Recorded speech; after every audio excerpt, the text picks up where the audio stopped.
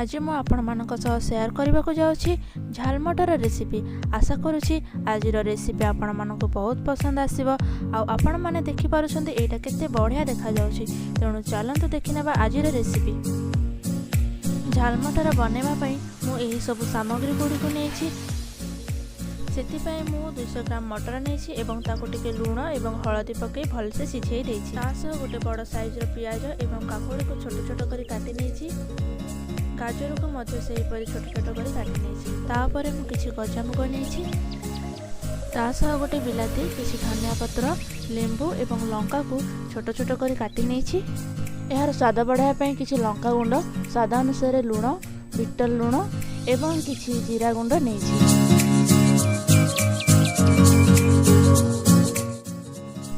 एबे चलंतु मटर सहित अन्यान्य सामग्री गुड़ी को मिक्स करदे।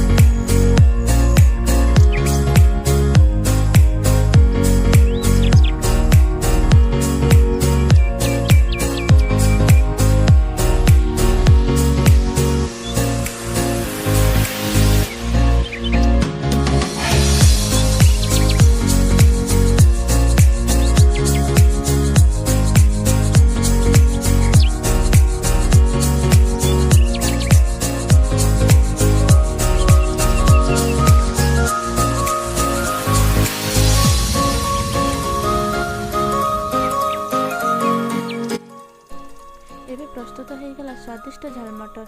यह आपण मैंने घर निश्चय बनातु। जदि यह भिडटी आपण मानक भल लगे तेज भिडटी को लाइक करूँ, शेयर करूँ और यहपर नुआ नुआ रेसिपी गुड़िक देखापी आम चैनल टी सब्सक्राइब करूँ। जय जगन्नाथ।